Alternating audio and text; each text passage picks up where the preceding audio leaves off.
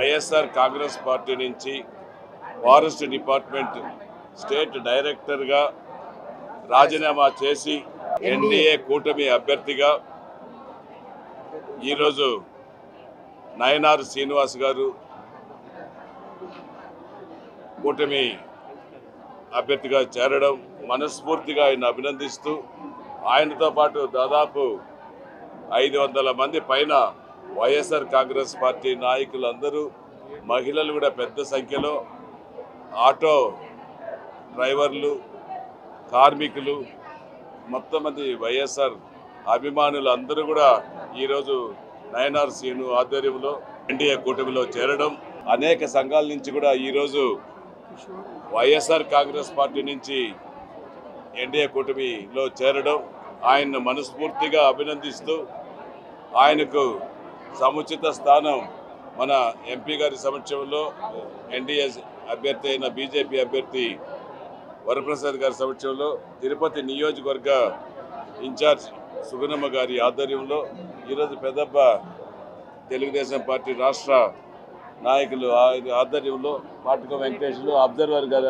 ఆధ్వర్యంలో, మన cluster incharge Ramana గారు, సుబ్బరామయ్య గారు, వీళ్ళందరి నాయకత్వంలో ఈరోజు అభ్యర్థి ఆయన చేరడం, వారందరినీ కూడా ఆహ్వానించి వారికి సముచిత స్థానం ఈ ఎన్డీఏ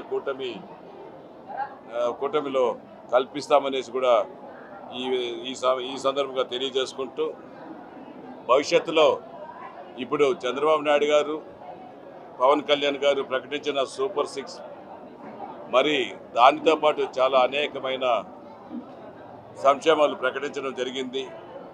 ఖచ్చితంగా కూడా ఇవన్నిటినీ కూడా ప్రజలకు చేరువ దగ్గరికి చేర్చి, ప్రజలకు అందుబాటులో తీసుకొచ్చి ప్రతి ఒక్కరికి మేలు జరిగే విధంగా చేయడమే ఎన్డీఏ కూటమి ఒక ముఖ్య ప్రధాన ఉద్దేశం అనేసి కూడా తెలియజేసుకుంటూ, ఇప్పుడు ఈ వైఎస్ఆర్ కాంగ్రెస్ పార్టీలో జరుగుతున్న రాక్షస పాలన, అరాచక పాలన, ముఠా పాలన, దుర్మార్గపు పాలన అన్నిటినీ అంతం చేయడానికి చిత్తూరు తిరుపతి పట్టణం నుంచి శ్రీకాకుళం వరకు నాంది పలుకుతున్నారు. ఖచ్చితంగా రాబోయే రోజుల్లో కుప్పం నుంచి చంద్రబాబు నాయుడు గారి నియోజకవర్గం నుంచి శ్రీకాకుళం వరకు ఖచ్చితంగా అన్ని నియోజకవర్గాలు 175 నియోజకవర్గాల్లో 175 నియోజకవర్గాలు గెలిచే దిశగా ఈరోజు పవన్ కళ్యాణ్ గారు, చంద్రబాబు గారు, మోదీజీ గారు అడుగులు వేస్తున్నారు.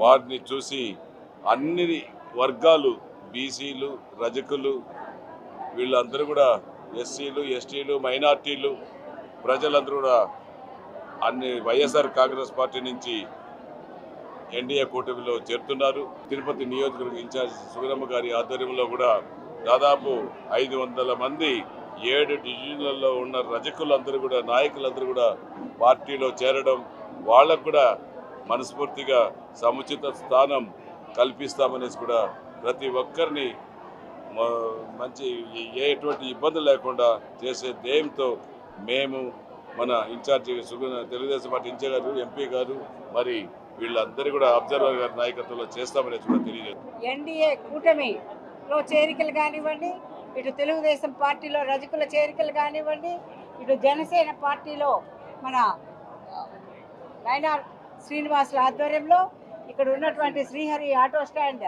ఆటో యూనియన్ సభ్యులు కానివ్వండి, స్వాతి కిరణ్ ఆటో యూనియన్ సభ్యులు కానివ్వండి, ఇతర కిషోర్ మదన ఆటో యూనియన్స్ సభ్యులందరూ కూడా దాదాపు 3000 మంది చేరికలు ఈ రోజున జరిగాయి. దానిలో భాగంగా మరి దీన్ని బట్టి చూస్తే తిరుపతి నగరంలో మరి భూమన అభినయ్ రెడ్డి గారు అభ్యర్థిగా, వాళ్ళ తండ్రి మరి భూమన కరుణాకర్ రెడ్డి శాసనసభ్యులుగా చేసినటువంటి అవినీతికి, అక్రమాలకి, దౌర్జన్యాలకి తట్టుకోలేకనే ఈ చేరికలు తిరుపతి నగరంలో వన్ సైడెడ్గా జరుగుతున్నాయని ఈ రోజున ప్రజలందరూ కూడా గమనిస్తున్నారు. తప్పకుండా ఏదైతే మరి ఎన్డీఏ అభ్యర్థులుగా మన తిరుపతి నగరానికి పార్లమెంటు తరఫున డాక్టర్ వరప్రసాద్ గారు కమలం గుర్తు, అదేవిధంగా ఆర్ఎన్ శ్రీనివాసులు గారు జనసేన గ్లాసు గుర్తు పైన అందరూ కూడా మీ యొక్క అమూల్యమైన ఓట్లను ముద్రించి అఖండ మెజార్టీతో కూడా గెలిపించాలని కోరుతున్నాను.